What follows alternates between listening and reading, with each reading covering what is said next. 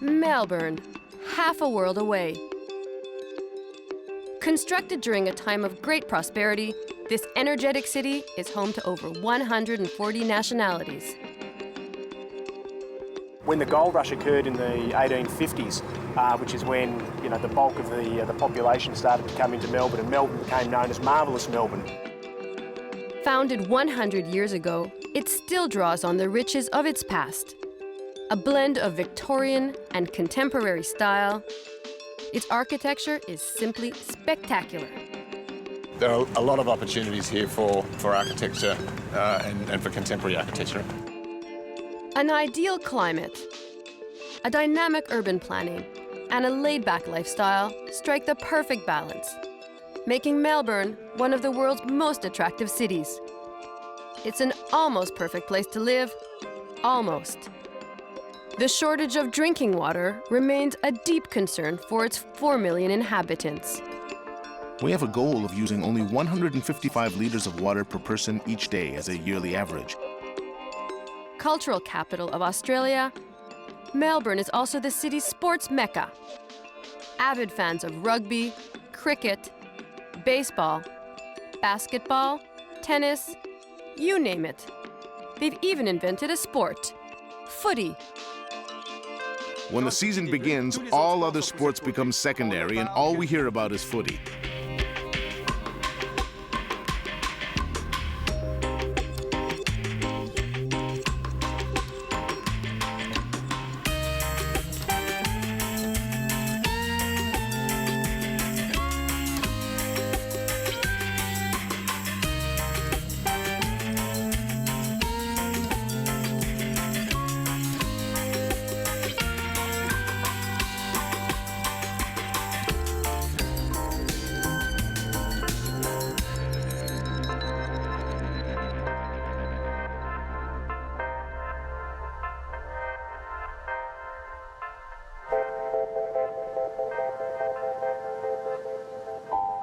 Many port cities have become distant from the water that established them.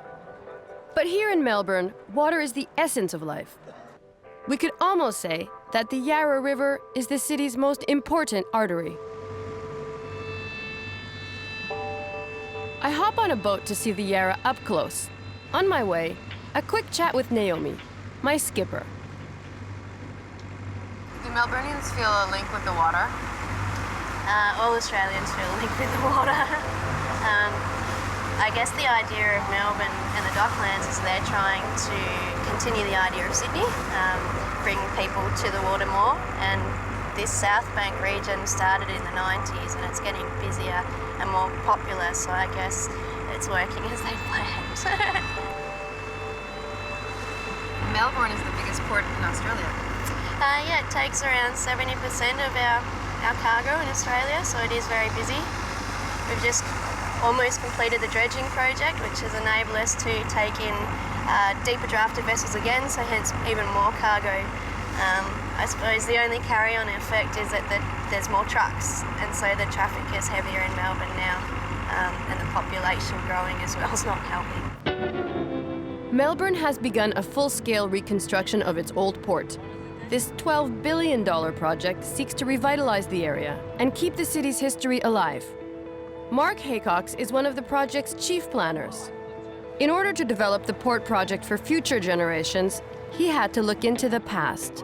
This is actually the home of Melbourne, if you take it into account. Way back in 1802, there was a man named John Murray who came down from Sydney, and he came down, funny enough, to confirm the British right to have this piece of land because they were worried about a French incursion. John Murray's colony in 1802 didn't last. Then in 1835, the Aboriginals, who had lived here for 40,000 years, agreed to sell the land to another John, John Batman. So this John went back to England to load up supplies and settlers. On his return, he found yet a third John, John Pascoe Faulkner, who was establishing his own colony in the same spot. Luckily, the two Johns worked it out and agreed to share the 600,000 acres. And in the next sort of 50 to 60 years, over 500,000 people came. Batman's Hill was also the place where Hoddle, who was the surveyor for the area, actually first established the city grid. The Hoddle grid. The Hoddle grid. So that was established right in behind us here, and the survey point is marked on the site today. In the period of 1840s through to the 1850s, this particular area of Docklands became a real mess for Melbourne. It was really the dump for Melbourne. It was full of abattoirs and tanneries, and there was lots of blood and guts, and just an absolute foul-smelling mess. A dump, but not for long. Less than a decade later, large quantities of gold were found beneath the city and throughout the state. This launched a new era of growth and prosperity that still exists today. When the gold rush occurred in the 1850s, which is when the bulk of the population started to come into Melbourne, and Melbourne became known as Marvellous Melbourne. Is the port responsible for the different waves of immigration that came here to Melbourne since before the gold rush? Well, yes, the port itself is a place of exchange of not only goods and services and ideas, but also, of course, people coming in. So there's been multiple waves of immigration coming through. From the first forefathers of the city, as we said back in 1835, clearly a massive amount of people coming through around the gold rush period, making their way out to the gold fields of Ballarat and Bendigo and beyond. But equally in between the wars, especially around World War II, where you had a massive American fleet that actually came in, and Melbourne was the depot for the American exchange of goods and getting the war effort happening throughout this area of the world. Also, the first sort of Greek immigrants coming in in between the wars, and of course following the war with the changes that occurred in Europe, many Greeks and Italians coming through in the 1950s, 1960s. It was quite a surprise to find out that Melbourne is so multicultural. It's home to the 4th largest Vietnamese community in the world. It's the 3rd largest Greek city outside Greece, and the largest Italian city outside Italy. The result of that is all the beautiful coffee and cafes and restaurants that we know and love in Melbourne today. And here we are, the Docklands. This immense revitalization project has created an entirely new neighborhood, right in the heart of the city. So is the Dockland your baby? I've been on it for 10 years, but we're part of a very big team that's been working on it, and as well as many developers and all the design teams. So hundreds and hundreds and hundreds of people have been working on the project for many years. How many people are now living there? There's around 7,000 people now living in Docklands, and it's home to some of the big corporate giants in Australia, and we'll see some of the big new buildings, big environmental programs, and some of the great work that's happening in architecture. Once the Docklands is full to capacity, how many people do you expect to live here? We'll have around 20,000 people living here, around sort of 40,000 or so people working here, and around 50,000 people per day coming to visit and partake in all the different life and activities through here. And this is probably a pretty good example of this is a sculpture called Silence, and the kids absolutely love it. This is one of the beautiful little moments on our promenades, and lots of stuff happening.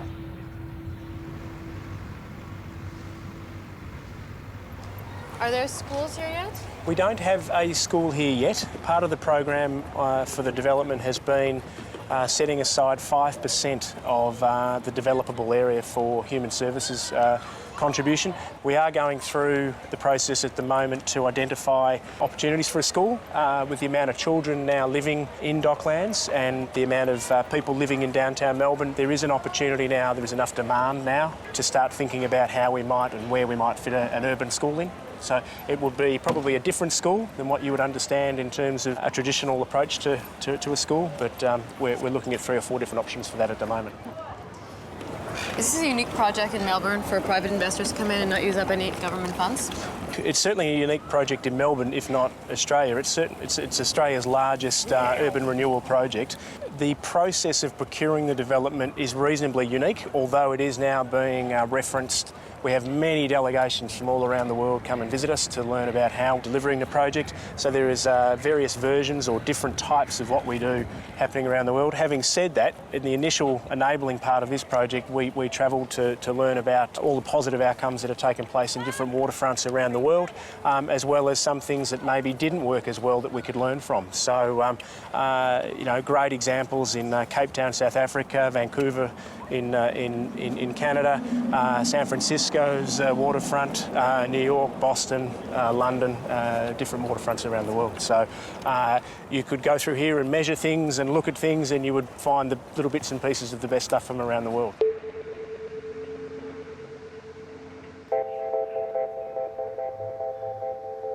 Journalist Christophe Mallet has been in Melbourne for 5 years. In his work, he has researched and covered the local shortage of water, pressing problem for all who live here, and an issue that seems as old as the land itself. Of all Australia's states, Victoria is the hardest hit by drought. And of all its cities, Melbourne bears the brunt of this water shortage. Australia has been going through a constant drought for many years. Mathematically, there just isn't enough waterfall in winter to fill up the reservoirs. And every summer, we run out of water. It's a major problem because the population is increasing. The larger the population, the less water each person has. So water economy is an important thing here, and action is taken by the businesses who are asked to save on water consumption. There was a report on television about a major candy company that had to reinvent the way they make chocolate in order to use less water. Things were getting out of hand. They were being fined by the government, and the cost of production had gotten too high. Businesses aren't the only ones living with restrictions. The city's residents also have to learn how to reduce their water consumption. We have a goal of using only 155 liters of water per person each day as a yearly average. And I was looking at the statistics this morning before I came here. It turns out that the average for yesterday was 133 liters per person. So you see, we can use less water than we think. 133 liters sounds like a lot. But think of the European average, 164 liters per day. Or Canadians, at 329 liters per day? Melburnians obviously take this seriously and have made a great effort.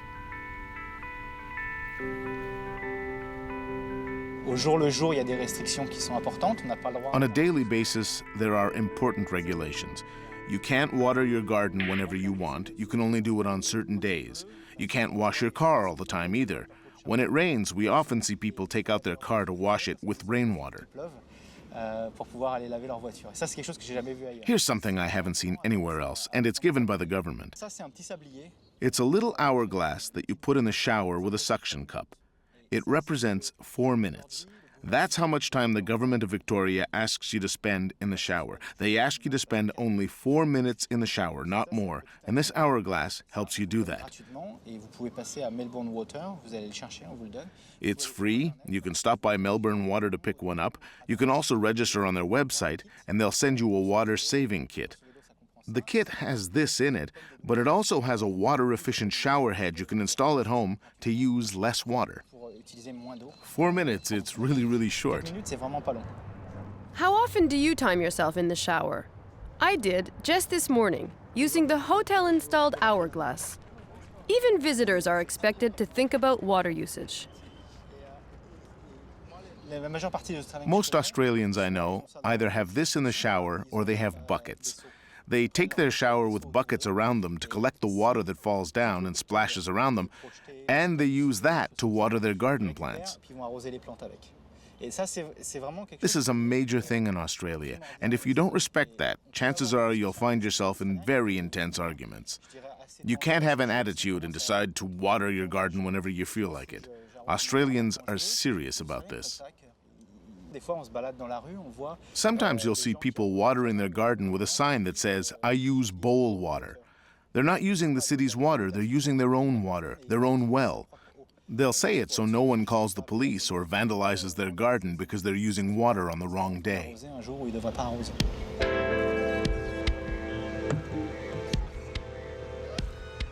One of the solutions to the water shortage, desalination plants. Each day, 600,000 cubic meters of salt water are converted to drinking water. The downside? The plants require tremendous amounts of energy and are far from sustainable. In any case, the water crisis has no lasting effect on Melbourne's reputation as one of the world's most desirable places to live. I've lived in England, in France, and in the United States, and there's something that entices me to stay, to settle here. For 3 years in a row, Melbourne was considered the best city in the world to live. Think about it. The survey carried out by The Economist magazine takes into account a city's infrastructure, personal safety rating, and access to goods and services.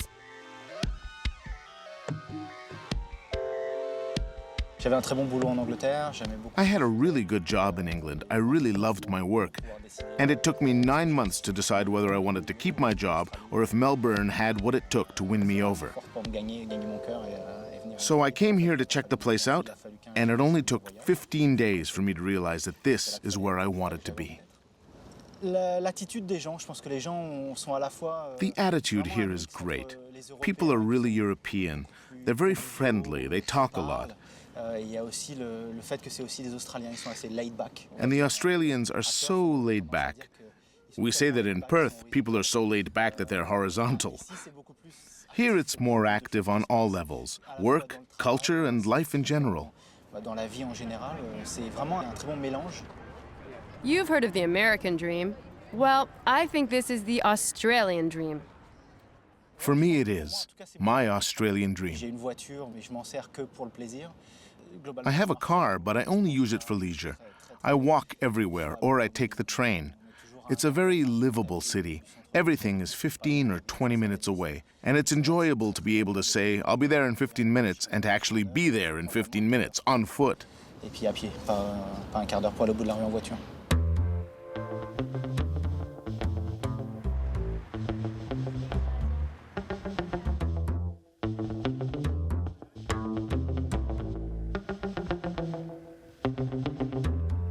Avec ma femme, on a l'opportunité, la prochaine étape, comme elle a été envoyée ici, notre prochaine étape. My wife and I have the opportunity of moving to Hong Kong.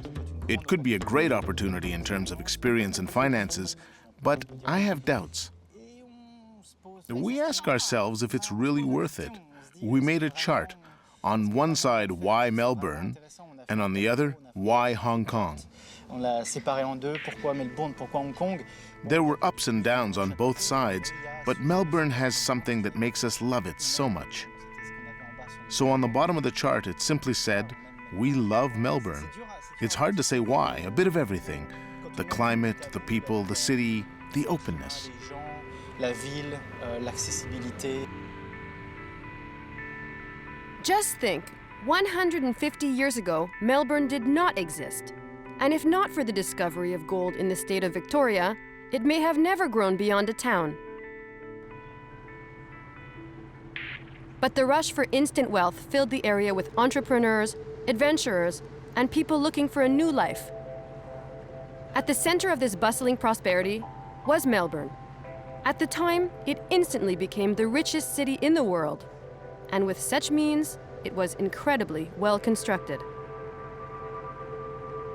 When Melbourne was laid out as a grid, the city centre was, and then various parcels of land were then subdivided and released through developers essentially, and then these suburbs sort of gradually came up from there. James Legg's architectural work pays tribute to the city's rich heritage. He seamlessly integrates modern design sensibilities into the existing Victorian cityscape. This stunning combination of styles has become Melbourne's hallmark. Melbourne is very unique in its architecture. Yes, it's a young city. It hasn't been here for hundreds of years, and I think that counts a lot towards not having this weight of history behind you. I mean, there's still a lot of people who will protect the old architecture that's here, and that needs protection. But I also think there's not quite... I mean, you go to Europe and Europe's finished. There's not a lot of space left to keep building, whereas there are a lot of opportunities here for architecture and for contemporary architecture, and I think people are open to the idea of contemporary architecture here. Melbourne is essentially a commercial centre, offices and retail and nothing else. And then the local government and the state government started changing things so that now Melbourne's a much more vibrant centre. A favourite with locals, Federation Square was built in 2002. Jam-packed with restaurants, museums, auditoriums, and boutiques, it instantly became one of the city's hotspots.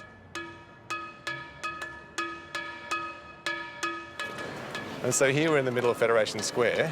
This was completed in 2002. And actually what we're standing over is the old railway lines, and the Flinders Street station's over in that direction, and the railway lines go sort of through and under. So what happened before Federation Square was built was that there was an enormous building back here called the Gas and Fuel Building, which really cut off Melbourne from the river and from the parklands, etc. down here. So Melbourne was actually just was sliced off from some of the more beautiful aspects that it had. Melbourne is all about new ideas. Inspiring and creative architecture is everywhere. James wants to show me another example of what can be done here. He brings me to Council House 2, a city hall unlike any I've ever seen. It's the most energy-efficient building in Australia. One of the things they've done is they're releasing the sort of resultant data that they're getting from the building. So they're monitoring the building on an ongoing basis over the next few years, and they're saying how well it's working. For example, the number of sick days that they no longer have compared with the older buildings, the energy use that the building consumes per square metre, the amount of water the building uses per square metre. All these sorts of things are actually being monitored and published for people to see, which I think is a great thing. The building has many components that together provide for heating, cooling, power, and water. Yeah. They've got all sorts of things going on. I mean, a lot of it comes down to passive solar and thermal design, so they allow for cross-ventilation to cool the building down. They've also formed the ceilings inside in a particular way such that the airflow is good and works well. They have a cooling system which has water which falls down, sort of sock-like appliances down the outside of the building. By the time the water gets to the bottom, so much of the water's evaporated that it's cooled the water down to an extent that they can then sort of store that coof and then use that in chilled beams throughout the different levels of the building. There's also the yellow object up the top is a turbine, which actually, once it's going, a windmill. That's right, and that pulls cool, warm air out of the building as well when it needs to. So it creates a chimney, a natural sort of thermal chimney effect, and pulls some of the cool air in from the bottom and takes the hot air out the top. So there's all sorts of things going on within the building. Overall, I think it's been incredibly successful, mainly because it's provided an example to other people on what you can do and some of the processes. Is this a Melbourne innovation? In the sense that it's the local council doing it, I think it's possibly a Melbourne innovation. I think we'll get more and more innovation over the years, over the coming years. I think this was a fantastic project for the local council to do and to get right behind, all the way from the initial design all the way through and actually make sure the thing got built.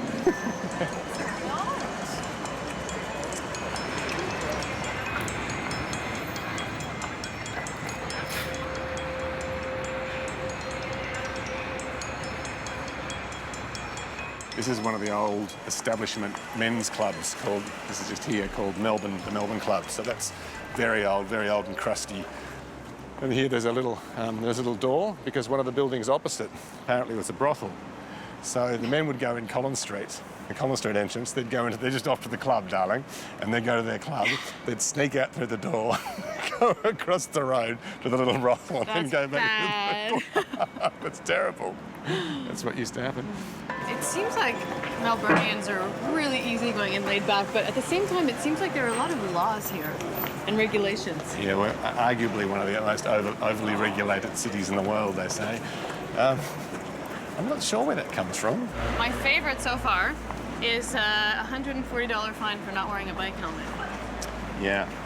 It's good. Technically, you're supposed to have a bell as well and a reflector on the back of your bike, but apparently you don't have to have brakes. Go figure. Next stop, a pub that James and his team designed with recycled materials from older buildings in the city. Right, we won't be long. So this, the bar front is the old stage front of the Melbourne Town Hall. They were renovating at the time we were building this, and we went down there and convinced the builders to give us the old stage front, which they were throwing out. But we wanted to create spaces that had a sense that they'd always been there. So we wanted to create a little bar that didn't feel as if it was brand new. It wasn't white plasterboard and stainless steel and bright and shiny marble. It actually felt as if it was a bit rough around the edges and had been here for a long time.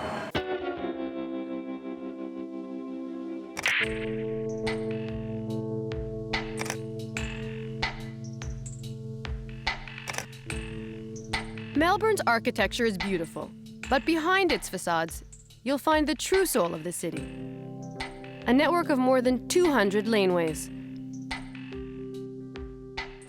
So this is an example of one of the back lanes in Melbourne. This is the Grove Street, and this has kind of sprung up really in the last 15 years. This labyrinth of alleys is where you can find hidden treasures and glimpse into the city's past. There's lots of little laneways around Melbourne, and Melburnians have kind of taken to this idea that you need to find something, and you don't have to know where it is. You might have an idea where it is, and you have to go looking for it to actually find it. There's one little bar further up the other end of the city, which has taken the concept pretty much as far as you can take it. And you have to go down about 3 different laneways to get there, and it's right down the end of the last laneway. By the time you get there, in the middle of the night, you're thinking, this can't be right. Eventually you find this little door and you go in, and it's great. Unlike most of the world's big cities, here, the alleys are the place to be at night. Actually, I'd like to hang out here day and night. The only traffic here is foot traffic. These streets are closed to cars, but very busy nonetheless. There's no telling what you'll find left, right, and left again. These back streets were created to divide the large blocks of the Hoddle grid. They were once used for horse and cart deliveries and were home to some of the Gold Rush slums. They are now redefining Melbourne, teeming with the hippest places to be: bars, coffee shops, and restaurants. The laneways have become an important part of the city's cultural landscape. They are used in films and showcase some of the city's coolest urban art. This is Niagara Lane, and it looks much like it did in its heyday during the Victorian era. It ran through a warehouse district and bustled with merchants distributing their wares. You can still see the pulley and hook systems for stocking the horse carts and walk along the cobbled bluestone. I live here all my life. And you're just saying that it's the first time you took a stroll down? Just walking through. With the lane, yes. That would be right there. Right there would be great.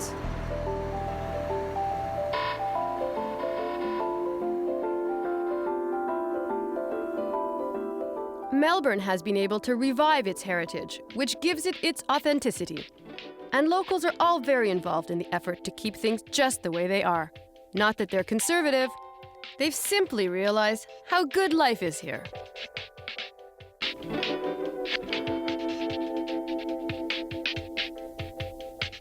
Melbourne isn't the capital of Australia, but it's most definitely the cultural epicenter. To give me an idea of the city's unique character, I meet up with Pete Lawler, a musician who has traveled the world but makes Melbourne his home. Pete, we met over 20 years ago in Montreal. It's true. You were playing with a band called Weddings, Parties, Anything. Yes, I was. I photographed myself at a gig, and I'm rocking out so hard that my face is kind of warped. Like my skin is sort of flopping around because my head's beating so hard. So you've traveled all over the world with many bands. You've been everywhere, but you come back to Melbourne. What's so special about Melbourne? I just find it an easy place to be. I like food here. It's not too expensive to live. The weather's not too bad. I wouldn't even really consider living anywhere else.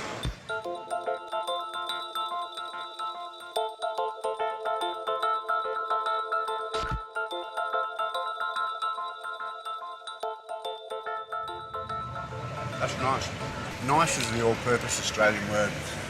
It's one of those words that people just use for everything. Nice. It's really nice. What do you think of her? She's nice. How was your dinner? Nice.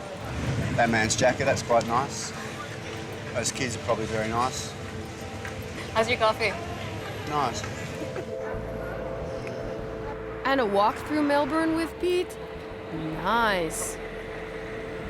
Well, Melbourne has got a quality that I like, and that is, it's all here. For example, if you and I decided that we wanted to go and watch some Irish folk music tonight, and then we follow that up by a Tibetan meal, and then maybe some cocktails at a kind of a Cuban bar afterwards, we could do that, and we could do it in a pretty small radius. We could probably do it in a Zone 1 tram ticket, you know what I mean? It's all here, and I'm a great fan of you know, food from around the world, and it's all here. Melbourne is so far from the rest of the world, Yeah. yet it's a cultural centre. Why is it so open culturally? Apart from the Aboriginal people here, everybody's an immigrant. Everybody's a recent arrival. And so there's no old money. How has Melbourne changed over the past 10, 20 years? Well, when I first came here, it was a more closed down kind of place. Like at night, you would struggle to get a drink in the city. I heard there were no cafes, no bars. There was nothing. There were a couple of places where you could sort of give someone a little signal and they might bring out a teapot of wine. So you could sort of pour it into your teacup and drink wine, but there was nowhere to drink after 1 o'clock.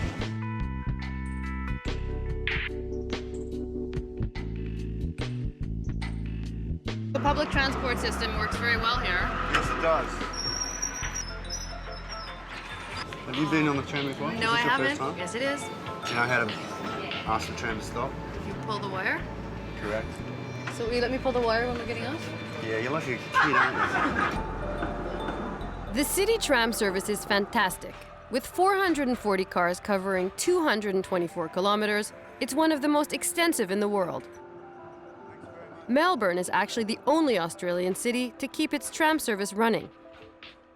One of the key elements, the free tram. That's right, this dedicated line covers the perimeter of the central business district and gets you just about anywhere in a few minutes. The rest of the network connects the city centre to the nearby suburbs, making the commute simple and efficient. This is us. Alright. You didn't even let me pull the string here. Oh, pull it. We're going to my bar, Riverland Bar and Cafe. What a beautiful place. It is a good spot.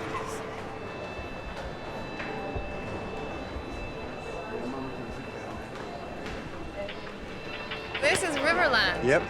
Welcome. Thank Hello. you. Cheers. Well, cheers. Is Melbourne Australia? No, I think you can compare it to is New York, America. No, it's different. It's separate and better.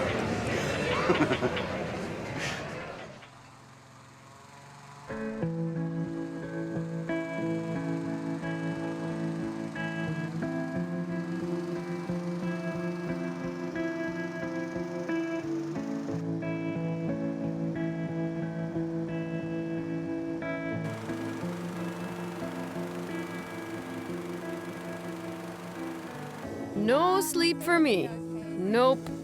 I wake up very early. Today I'm taking a hot air balloon ride over the city with an old friend of mine, my first grade teacher, Miss Marie. She's since moved back to Melbourne and made a life here. How long have you been living in Melbourne? Since 1976. You're actually a true Melburnian. You seem to know so much about the city. It's an exciting city. You've traveled all over the world, and you stopped on Melbourne. How come? Yeah. Melbourne is a fascinating place. There's so much to do. It caters to everybody's interest. If you're interested in the arts, no matter what stream, there's a lot to occupy yourself, and with sport. Look at all the stadiums. So you've got the MCG for the football and the cricket. Which one? This one here. This one? You have the new soccer stadium over there. There are 2 tennis stadia over here.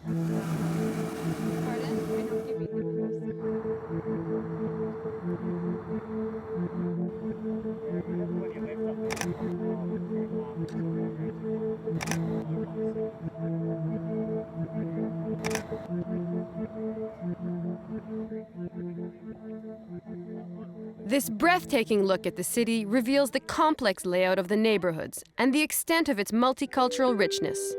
Greek, Italian, Vietnamese, Chinese, and many more.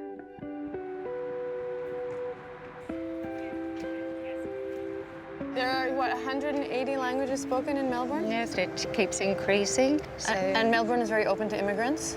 very much so, yes. We all benefit. We have a great multicultural society, and the food industry has been built, I think, on that.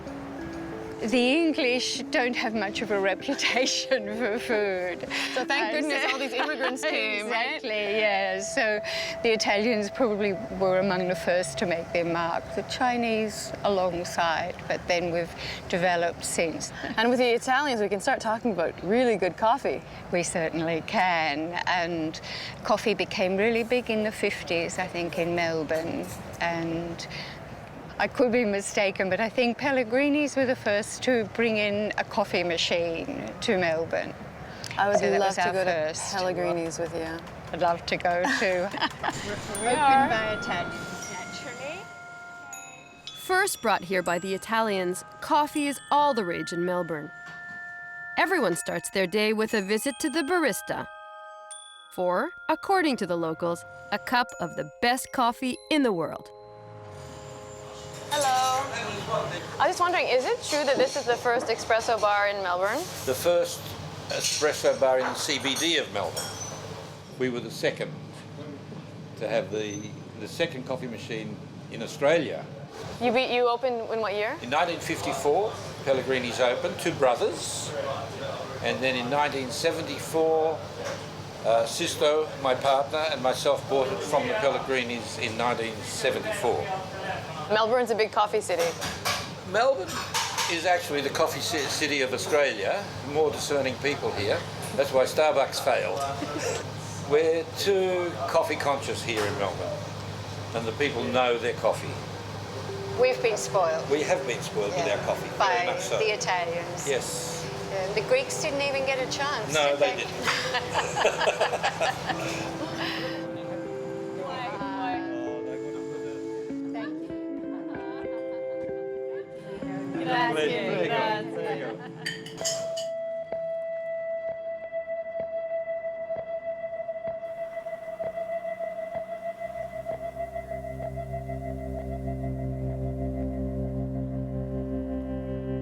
Melburnians are something when it comes to sports. All sports. Take biking, for example. At the peak of rush hour, 1 out of every 12 vehicles is a bicycle. That's 7,000 bikes. I rented a bike to tour the city, and let me tell you, it's intense. Just getting onto the bike path is an adventure.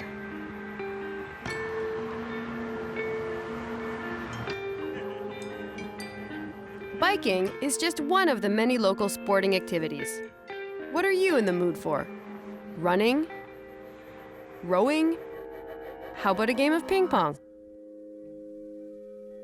What better way to experience this obsession with sports than my very own training session in a sport invented in Melbourne, footy.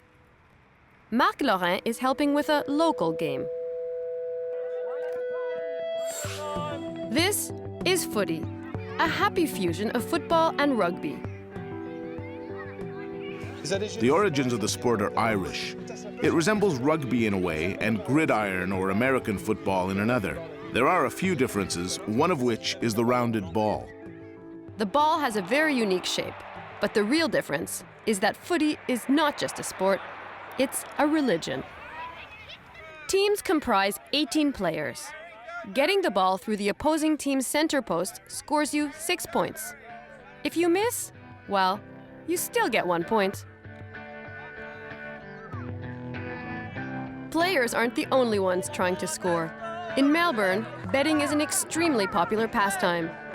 Everyone puts money on their favorite team. Good job. As the saying goes, a Melburnian will bet on 2 flies walking on a wall.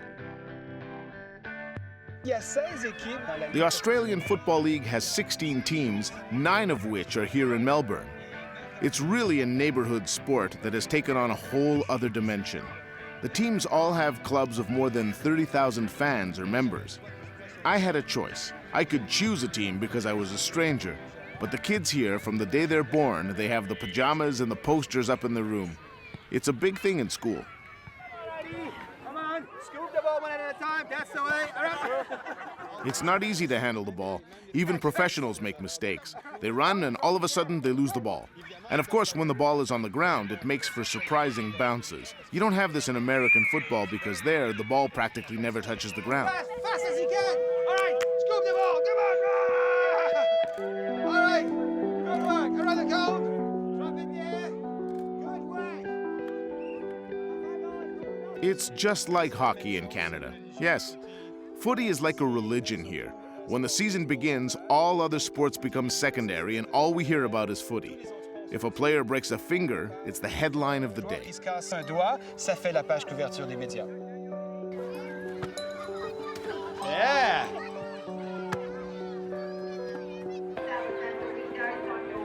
This is the Melburnian sport.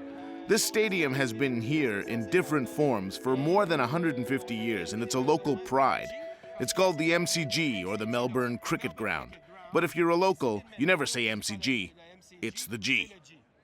Let's go. Tonight there are between 65 and 70,000 people here. The games are broadcast 1 hour later on television to give priority to those that came to the stadium. It's a family sport, so people come with their children and their friends, and it's a sport for all ages. There's no violence. The sport itself is rough, but there is no aggressive behavior on the field. It's a great atmosphere. At the end of the game, opposing teams shake hands and have a drink together. Between the Melbourne teams, there is a healthy neighborhood rivalry, but it ends there. The field is at least 1.5 times the size of a football field, maybe more. It's much bigger, and as you see, it's oval. Games attract up to 70,000 fans on any given night. This could be because tickets are very affordable. It's the reason there are so many people here, and it's the reason the sport is so successful. For a game like this one, regular tickets for adults are $20. So you can come here with 2 kids for under $50. A season ticket here is the same price as a single hockey ticket in North America.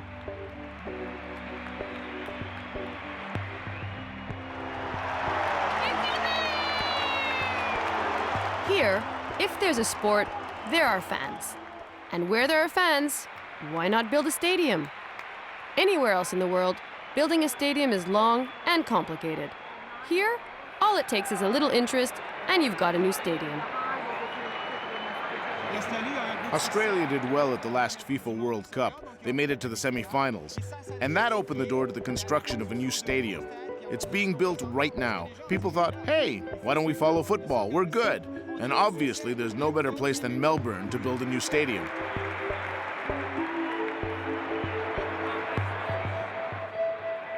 Melbourne is home to 16 stadiums, 6 of which are right in the heart of the city.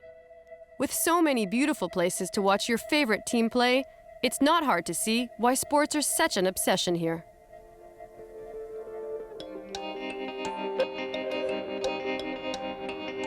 On the isolated and majestic continent of Australia, Melbourne surprises with the depth of its character. Its stunning architecture is grounded in the past, but built for the future. Its quest for a laid-back lifestyle and its cultural diversity converge to create one of the world's near-perfect cities. Melbourne is still young, but it thinks big. And here, I get the feeling that anything is possible.